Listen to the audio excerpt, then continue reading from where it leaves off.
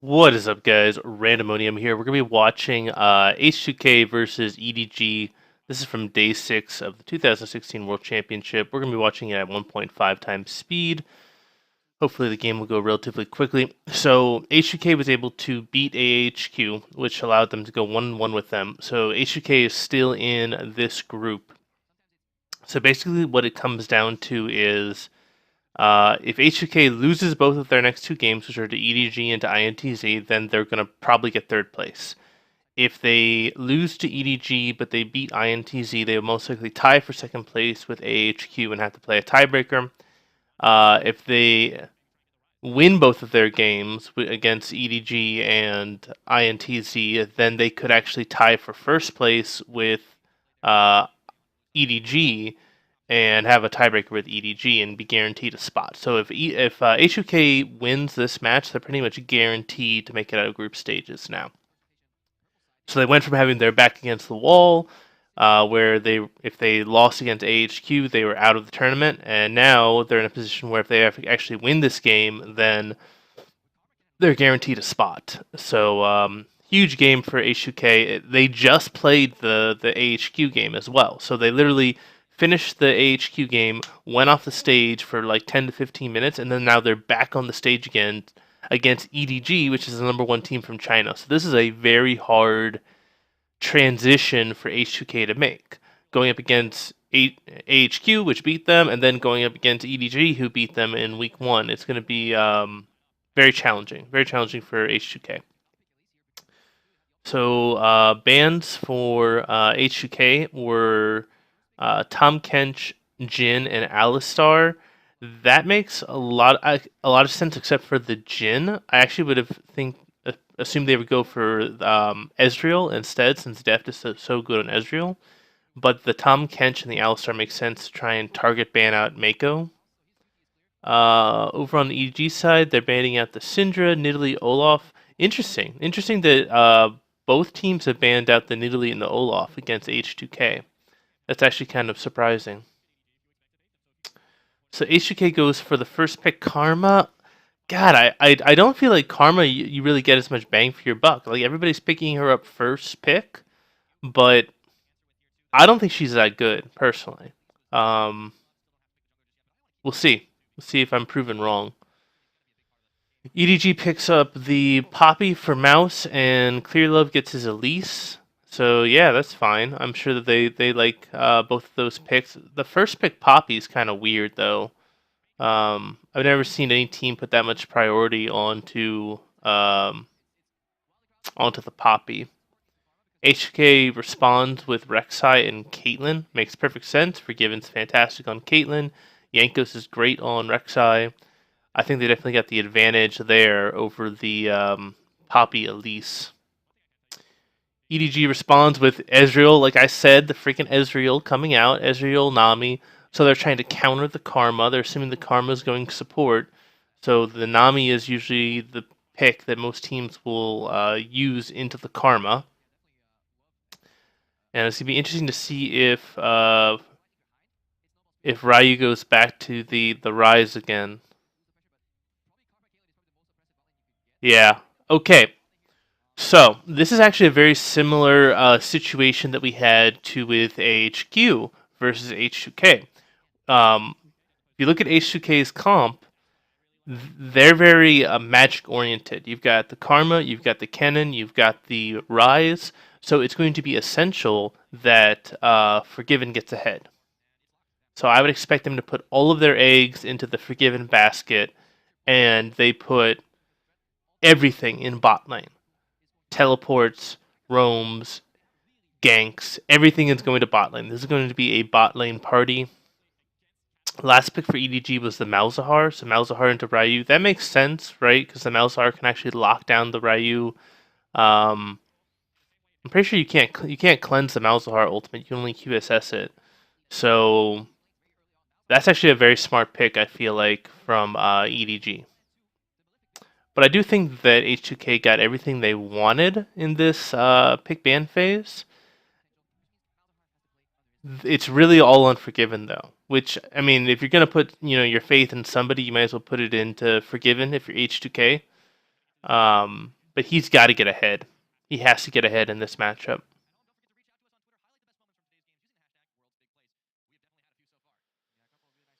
Whew. Yeah, this is a big game. Big game for H2K. They win this, so they guarantee a spot in the out of the group stages. As far as the actual lane matchups are concerned, Kennen versus Poppy, I expect the Kennen to absolutely decimate the Poppy. He should be able to push her around pretty significantly, and she's going to need some jungle pressure in order to turn the tide. And Kennen is also very good because he doesn't necessarily hard push the wave like a Rumble would. So yeah, I think that's going to be a very favorable matchup for H2K. We already talked about the Rek'Sai versus Elise matchup in the last video I did, where I feel like Rek'Sai scales better, and he doesn't give up that much in the early game. He can still do, very effective, level 3 ganks just like Elise can. So yeah, I prefer Rek'Sai over Elise personally. The Ryze versus Malzahar in mid lane. This is going to be like a pushing battle, right? Because Ryze can push really hard, Malzahar can push really hard, and both of them have some pretty effective roams. So I expect them to just be hard pushing each other most of the lane. Ryze has more damage potential, but Malzahar with his ultimate can turn the tide in his favor, especially if the Ryze gets out of position. So it's really going to depend on whoever gets out of position first is going to lose that matchup because the Ryze can lock down the Malzahar with the Rune Prison, and the Malzahar can lock down the Ryze with the. Oh, he went in for it. Wow.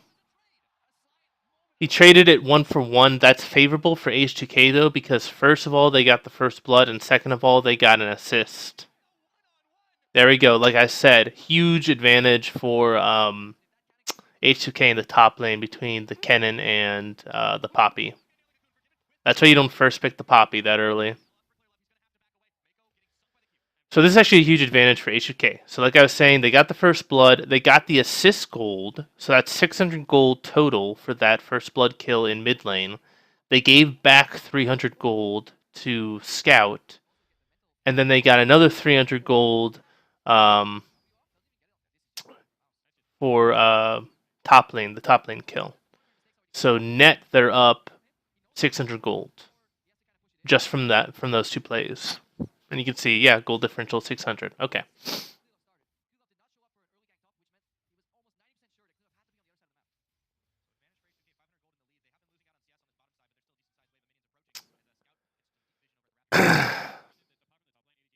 Actually, Forgiven's getting...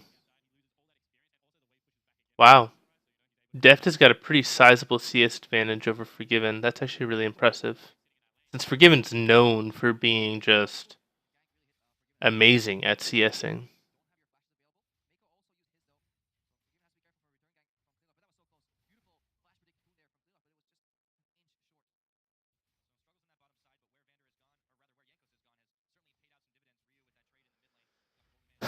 I'm surprised they're not devoting more attention down to bot lane, though. That's actually very surprising so far.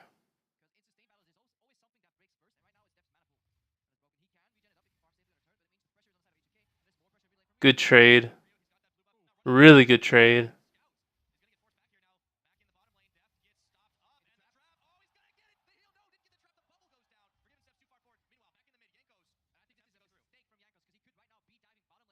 Yeah. So you would expect that after Ryu knocked out so much health out of Scout, that Elise would go mid lane. So you know that they don't have the kill pressure in mid lane. Like even if Elise shows up, Malzahar and Elise can't kill Ryze. So if Jankos had gone bot lane or top lane, they could have possibly forced another person off their tower and gotten even a larger advantage. By going mid lane, you just go 2 for 2 and nothing's going to happen. You just neutralize each other. So a little bit of a misplay by Yankos. I think he tunnel visioned a little bit and really wanted to get that kill on the scout. Forgiven has equalized. That was actually really impressive. He was able to get a lot of really good trading.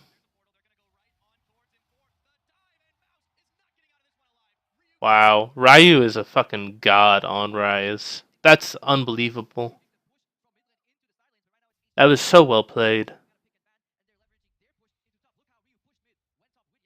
I would not be surprised if Rise became a permanent ban against H2K if they get out of the group stage.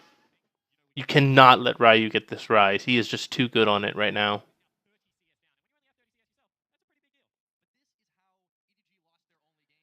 Yep, like I said, Odo's got a humongous advantage top lane.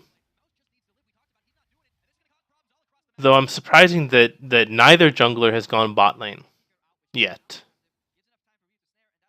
It's been completely mid-centric focused.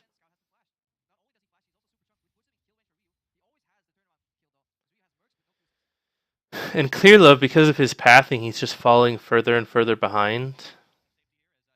Yankos just keeps stealing his camps. You can see that actually Elise actually has been keeping up pretty well, but I mean, I don't think I've seen the Elise invade once, and I've seen Yankos invade multiple times.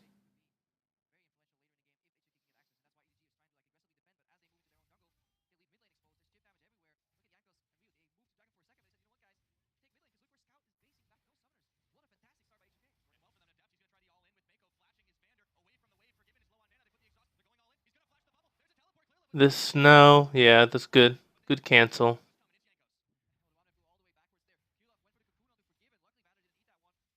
I mean, so HK was out there, right? You don't blow your load too soon, right?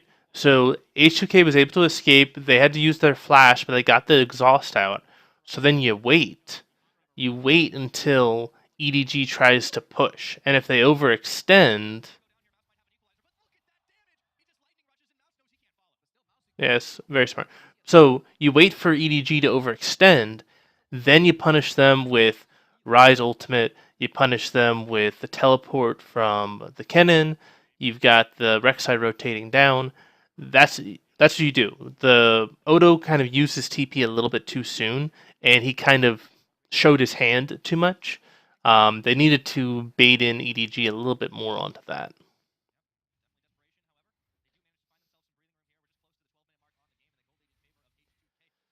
So now, unfortunately, EDG has a teleport advantage. So it's going to be interesting to see if EDG is able to take advantage of that.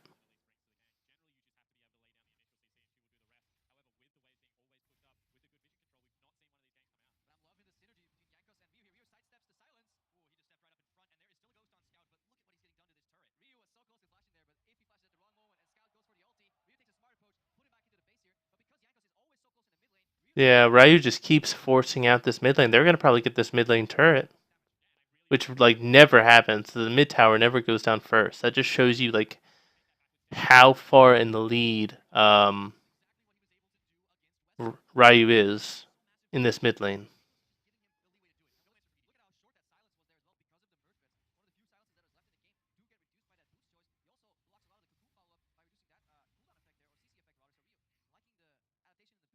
Wow.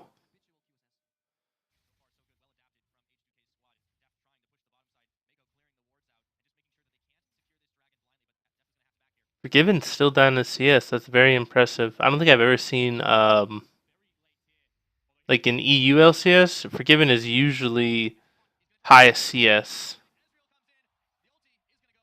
So that just shows you how quickly that lane matchup can turn. Um, Ryu has a huge lead right now, but because of the Elise Cocoon, because of the Malzahar ultimate, he can get bursted down. Like CC is Ryze's worst nightmare. If you don't let him machine gun, then you can shut him down pretty easily. I'm really surprised that nobody's made a play for Baron yet.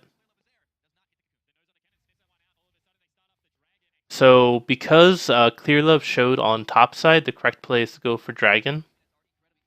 But there's something you need to be aware of. If there's like a very high priority dragon like Fire Drake, if you go top lane, you have to make something happen. You have to get a kill, you have to get the tower, you have to do something, because you going top lane as a jungler just guarantees that the enemy team gets jungle if they're smart. Um, so yeah, that's a bit of a misplay by Clear Love. I feel like Clear Love is just he doesn't know what to do. His mid laner's getting his ass kicked, and he just doesn't know what to do. Um, he's made quite a few pathing errors.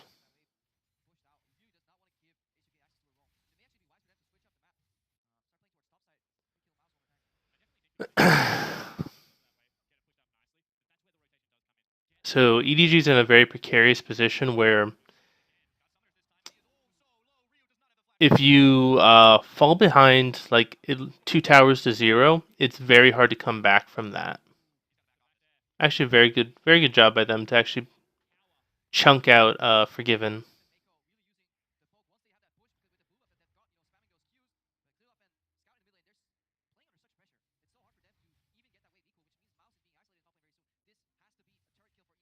Yeah, EDG's got to get this turret. If they don't get this turret, then they're in some serious trouble because they're losing top lane really badly. They're losing mid lane really badly.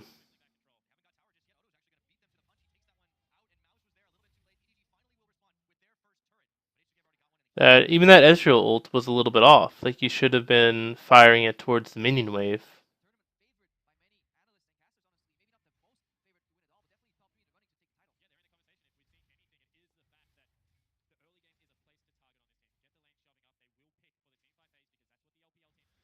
Because now what that allows Caitlyn to do is allows her to counter push, and she might be able to pick up a tower off of this. Flash ult, CC chain. Yep. Well played. Very well played by EDG. That just shows you like what you need to do to shut down Ryze. Like multiple chain CCs, especially if the Ryze is already ahead. You gotta chain CC him, which is why Ryu went for the Merc Tread to try and reduce the amount of effectiveness that CC has. Like silences, the Malzahar suppress, the Elise Cocoon, the Nami bubble, the Nami tidal wave. That's exactly what you need to do. Very good job chaining CC from EDG.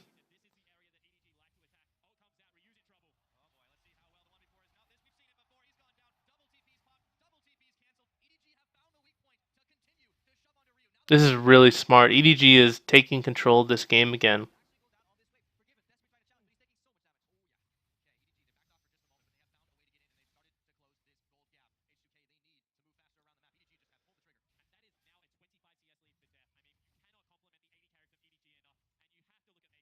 That was a great power play by EDG.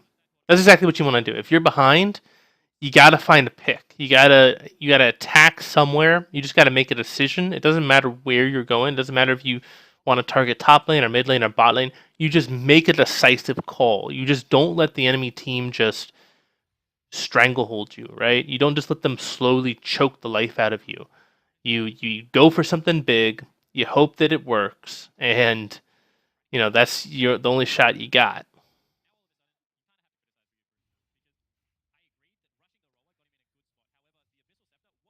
So now it's actually a pretty close game. It's 3K gold. I mean, it's still sizable. H2K should be able to win this game if they play it properly, but it's not out of the realm of possibility that EDG comes back and wins this.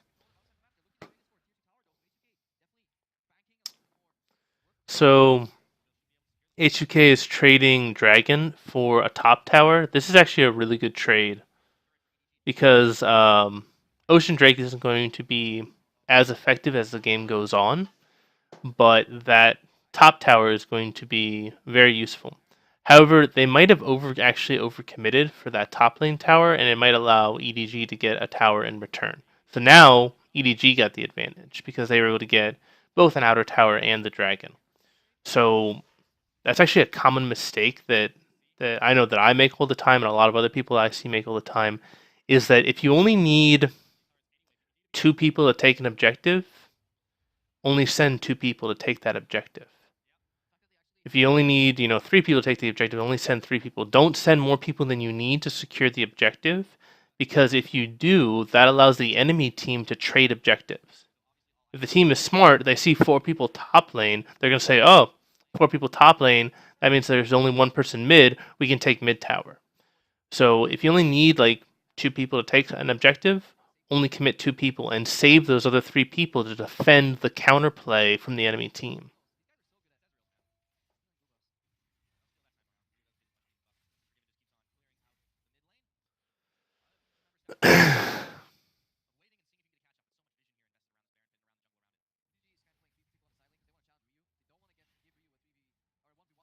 It's actually really smart. They just keep going after Ryu. They just keep trying to attack him. They know that if they can shut him down, that they actually have a shot at winning.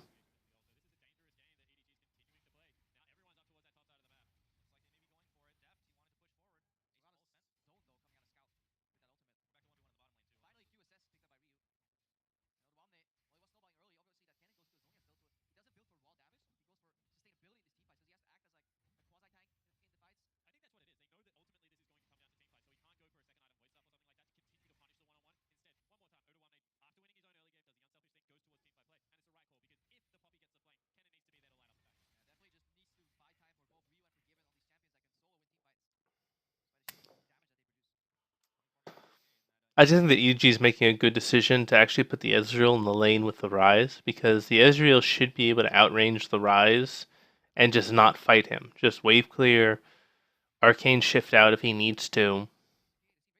Because the Malzahar can't fight the Ryze right now. No one can fight the Ryze. But at least the Ezreal can just kind of hold him at bay.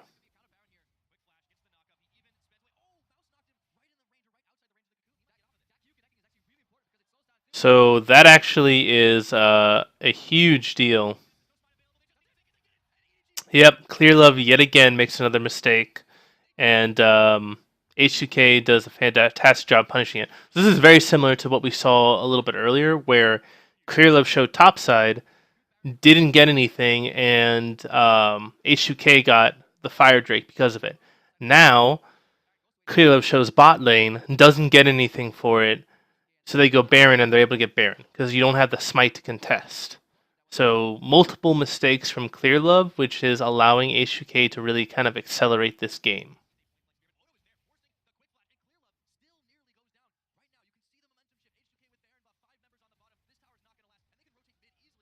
Yep, so rotate the bot, then rotate the mid, then you reset. You send Kennen to top lane to push out top lane. You set up for Drake, possibly.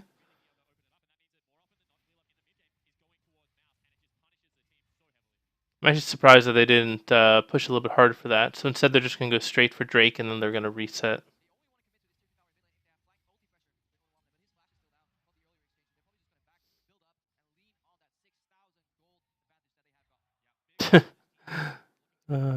Ryu is a god with Rise, but he missed 2 Qs on the Scuttle Crab. Even Scuttle Crab is like the best at juking skill shots. Like, you put a challenger player next to Scuttle Crab, and Scuttle Crab will juke those skill shots all day. Wow, he almost got the blue buff. That's really impressive.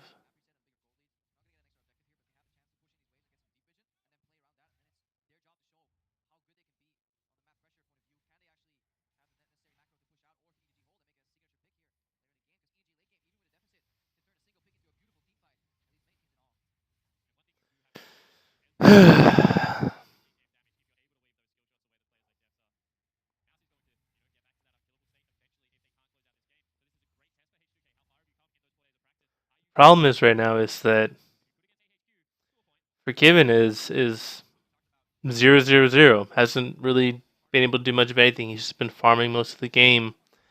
And the longer this game goes, eventually this Poppy and this Elise are going to get so tanky that even like a Rise isn't going to be able to kill them. So it's just going to be you want to have the Caitlyn be ahead, so that way they have to itemize for both magic damage and physical damage. Right now, they can just itemize mainly for magic damage, and they don't really have to worry too much about the Caitlyn until she gets, to 5 or 6 items.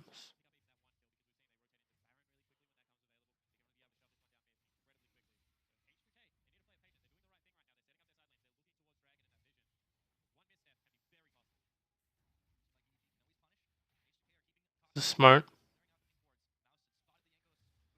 Clearing out the vision, the jungle, bouncing from lane to lane to lane. They definitely want to get that mid tower, but they have to clear out the vision first, right? You want to clear out the vision, set your own vision so you don't get flanked. Then you can push up and you can get the mid tower.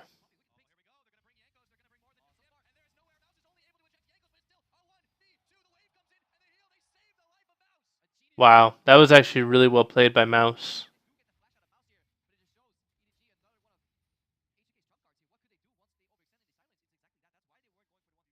I feel like H2K is kind of stalling out right now. So Baron's up in a minute. You've got a Infernal Drake up in about a minute 40. This is smart, getting the Scuttle Crab. So we'll have Scuttle Crab up for when Baron's up. Now they need to start establishing vision control in red side jungle. That's why you see Deft and Mako. They're trying to clear out vision as much as they can in their red side jungle.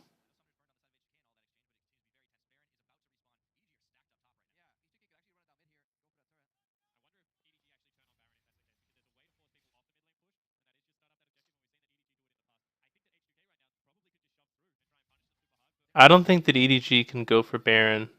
Um, Even if H2K tries to push mid hard, a rotation to Baron would just result in them possibly losing an inhib.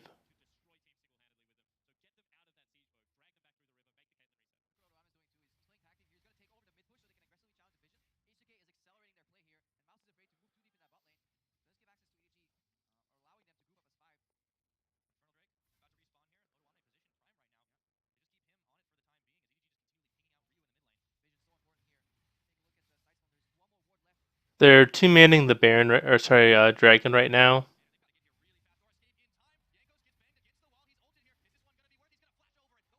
So they get the flash, but they burn the ultimate from Malzahar. I would say that that's worth right now for the impending Baron fight, because they burned the ultimate on Yankos. Now they can try and force a fight around Baron to clear out the vision.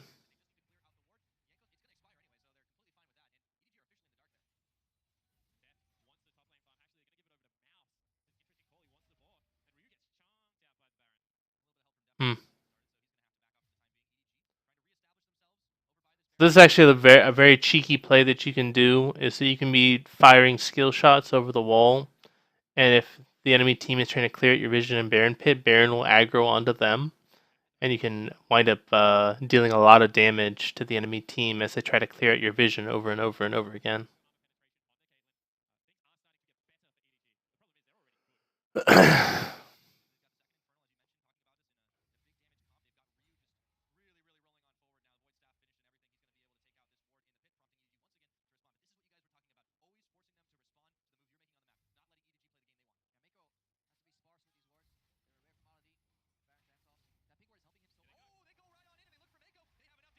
Wow, that was actually a really impressive Rise ultimate.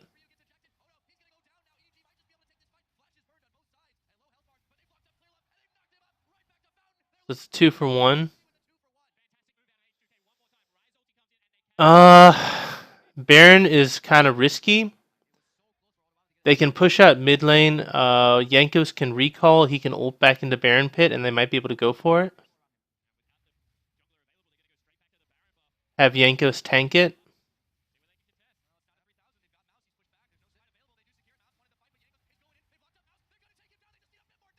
Wow, well done. Okay. Yankos needs to reset. They should be able to pick up mid-inner at the very least off of this.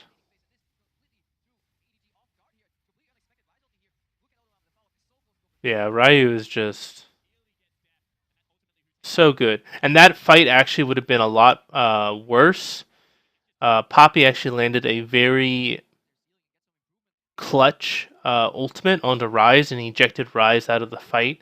If she hadn't done that, or sorry, Mouth hadn't had done that, then H2K probably would have aced EDG right there.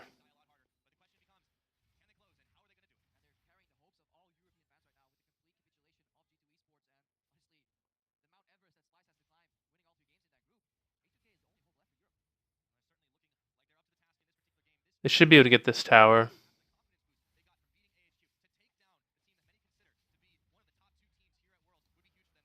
I don't like that they're trying to 5-man this though. I feel like they could be so much stronger if they're doing like a 1-3-1 or a 1-4.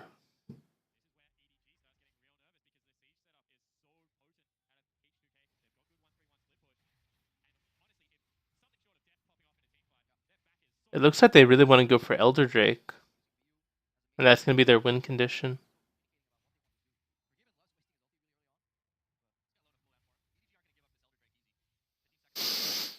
That's risky.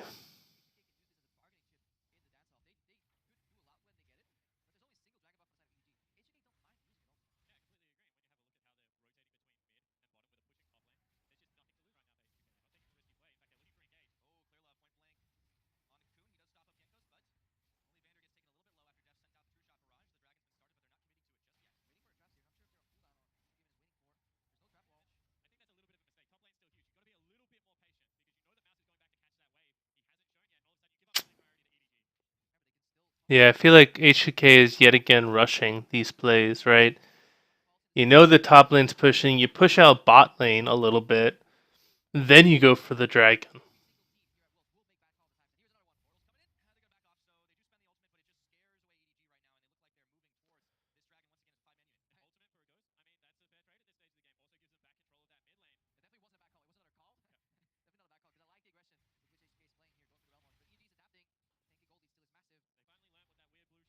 So H2K has been playing these laning phases fantastic, but it seems like they're kind of lost when they get into kind of like, the 40-minute mark.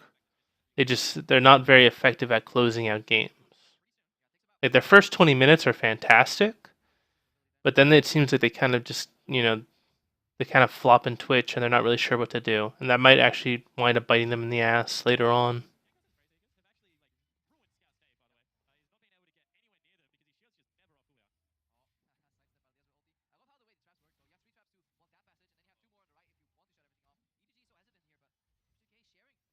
They need to get side lane control.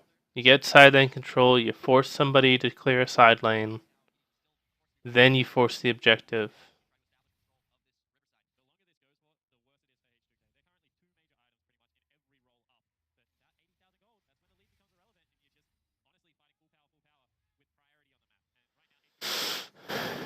Okay, finally. Okay, they're finally sending Ryu up to top lane.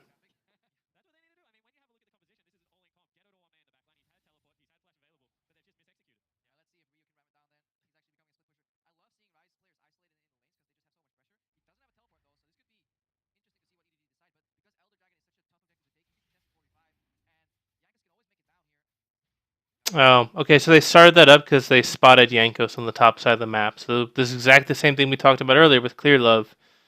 If the jungler's on the wrong side of the map, then you're giving up an objective. Oh my god, Yanko stole it.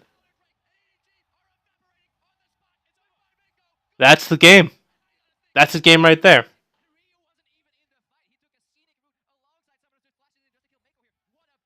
I still think that's a misplay from Yankos. But, wow. Odo did a fantastic job for giving it a fantastic job. They're able to win that team fight. That should be the game.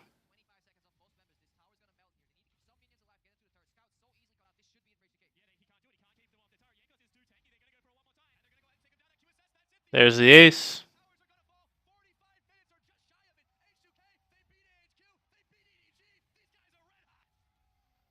All right, so that should secure H2K a spot out of the group stage. As long as they don't throw against INTZ and AHQ doesn't beat EDG, then they should have a spot. So yeah, that's really impressive from H2K. And actually, they might be able to get a first place tiebreaker against EDG because they're now 1-1 with EDG as well. So impressive play from H2K. Their laning phase, their early game is phenomenal, but they're really struggling in kind of that mid to late game. So hopefully they can go back and lock that up a little bit better. But if you guys enjoyed this video, please give it a thumbs up. If you like the content on the channel, please subscribe. And if you want me to review one of your videos, definitely leave a comment and I will be happy to do that. Replay.gg is a fantastic site that allows you to watch all of your replays for free. So definitely check that out. But I hope you all have a great day. This is Randomonium signing off.